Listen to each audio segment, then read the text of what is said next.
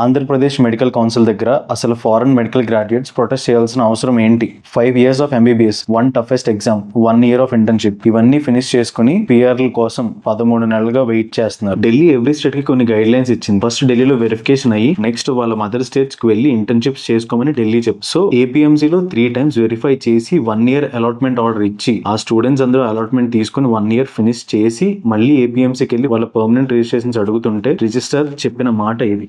2022లో ఒక నోటీస్ ఉంది. ఆ నోటీస్ ప్రకారం మీరు 2 years ఇంటర్న్షిప్ చేయాలి అని చెప్తున్నారు. మీకు 2020లో వచ్చిన నోటీస్ ముందే తెలిస్తే మరి అలాట్మెంట్ జరిగింది 2023లో. మరి అలాట్మెంట్ లో 1 year ఎందుకు మెన్షన్ చేశారు? అప్పుడే 2 years మెన్షన్ చేస్తుంటే వాళ్ళు కర్ణాటకనో తెలంగాణనో వెళ్ళిపోయేవారు కదా. అసలు ఎన్ఎంసీ ఇచ్చిన గైడ్ లైన్స్ ఏంటి? అసలు ఎన్ఎంసీ రూల్స్ ఏంటి? ఒకసారి 22 November 2023లో ఎన్ఎంసీ రూల్స్ ఏంటంటే ఉక్రెయిన్ అండ్ ఫిలిప్పైన్స్ లో చదువుకున్న వాళ్ళకి, అది కూడా కోవిడ్ అండ్ వార్ టైమ్ లో చదివిన వాళ్ళకి, ఎవరైతే ఇండియా రిటర్న్ అయిపోయి ఆన్లైన్ లో వాళ్ళ కోర్స్ ఫినిష్ చేశారో లేదా ఫైనల్ ఇయర్ ఆర్ పెనల్టిమేట్ లో బ్రేక్ తీసుకొని ఆన్లైన్ ఫినిష్ చేశారో వాళ్ళు ఖచ్చితంగా 2 years చేయాలి అని ఎన్ఎంసీ రూల్ రిలీజ్ చేసింది. మరి ఫైనల్ ఇయర్ పెనల్టిమేట్ చేసిన వాళ్ళ గురించి ఎన్ఎంసీ మెన్షన్ చేస్తుంటే 3rd year ఆన్లైన్ చేసిన వాళ్ళకి 2 years ఎందుకు వేశారు? విత్ కాంపెన్సేషన్ సర్టిఫికేట్స్ చూపించినా సరే మీరు 2 years ఎందుకు వేస్తున్నారు అని అడిగిన దానికి 7th June ఎన్ఎంసీ ఇంకొక గైడ్ లైన్స్ ఇచ్చింది.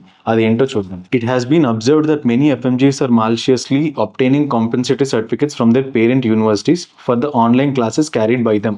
ఈ రూల్ ఏం చెప్తుందంటే ఎన్ఎంసీ కాంపెన్సేటరీ సర్టిఫికేట్స్ ని సస్పెక్ట్ చేస్తున్నాము. అదే మంత్ లో 19th June ఇంకొక నోటీస్ రిలీజ్ చేసింది. ఎవరైతే వాళ్ళ పేరెంట్ యూనివర్సిటీకి రిటర్న్ అయ్యి ఫిజికల్ గా కాంపెన్సేట్ చేశారో వాళ్ళకి 1 year ఇంటర్న్షిప్ ఇవ్వండి అని క్లియర్ గా చెప్తుంది. అయినా సరే ఈ నోటీసులు ఏం పట్టించుకోకుండా, ఈ నోటీస్ ఒకటి ఉందని బయటికి ఎవరికి చెప్పకుండా 2 years కంటిన్యూ చేయమనడం చాలా అన్యాయం. నాది 3rd year ఆన్లైన్, ఏ క్రైటీరియా కిందకి రాదు, ఫైనల్ ఇయర్ రాదు, పెనల్టిమేట్ రాదు. అండ్ నేను నా కంట్రీకి వెళ్ళి, నా యూనివర్సిటీకి వెళ్ళి నేను ఆన్లైన్ లో చదివిన పీరియడ్ అంతా కాంపెన్సేట్ చేశాను. ఈ కాంపెన్సేట్ లెటర్ కూడా నేను సబ్మిట్ చేశాను. స్టిల్ నాకు అలాట్మెంట్ లో 1 year ఇచ్చి కరెక్ట్ గా చైర్మన్ అపాయింట్ అవుతున్నారన్న ఒక్క రోజు ముందు టీఆర్స్ రిలీజ్ చేశారు. ఇది నాకు ఇచ్చిన టెంపరీ రిజిస్ట్రేషన్.